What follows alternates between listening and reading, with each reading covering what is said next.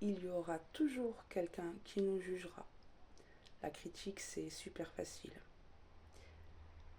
Mais le jour où ça ne vous atteindra plus, là vous pourrez vous dire, mon Dieu, quel chemin j'ai effectué.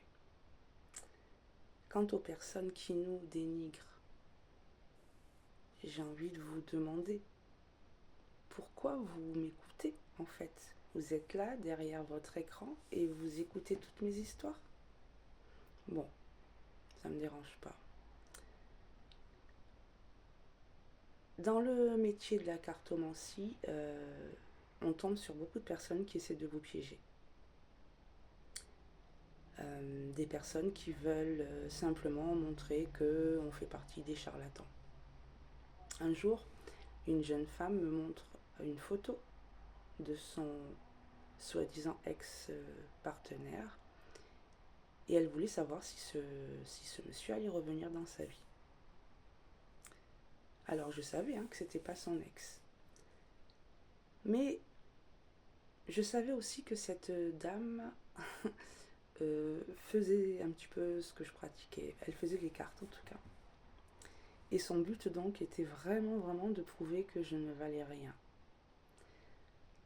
J'ai joué le jeu. C'est ce que je fais de toute façon. J'ai plus envie moi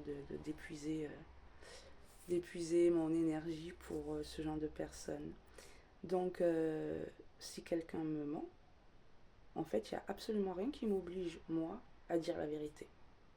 Ça c'est la règle de base. On a voulu me tester toute ma vie et certainement que ça va encore poursuivre.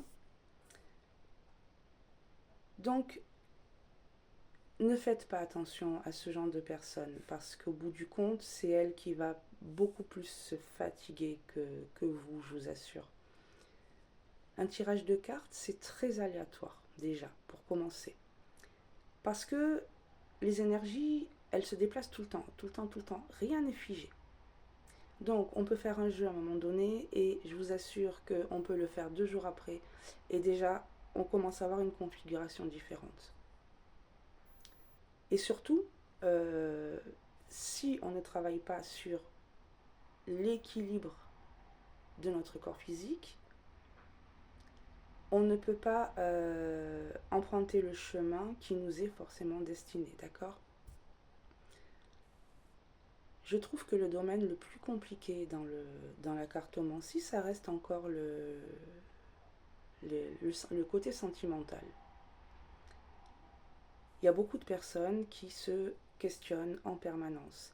Et souvent, ces personnes sont celles qui ont accumulé beaucoup de souffrance. Ou sinon, elles ne sont pas là en train de nous poser des questions sur leur vie amoureuse à venir. Sauf que, à force d'avoir accumulé ces souffrances, elles n'ont plus la capacité à s'ouvrir naturellement à quelqu'un. Les peurs, les traumatismes font que si elles ne vont pas guérir d'abord leurs blessures d'âme, elles vont partir dans des schémas répétitifs. Et elles vont forcément attirer le même type de personnes qui les auront fait souffrir dans le passé. L'univers mettra la bonne personne sur votre chemin lorsque vous aurez compris qui vous êtes et lorsque vous aurez effectué un travail afin de véritablement guérir vos blessures d'âme.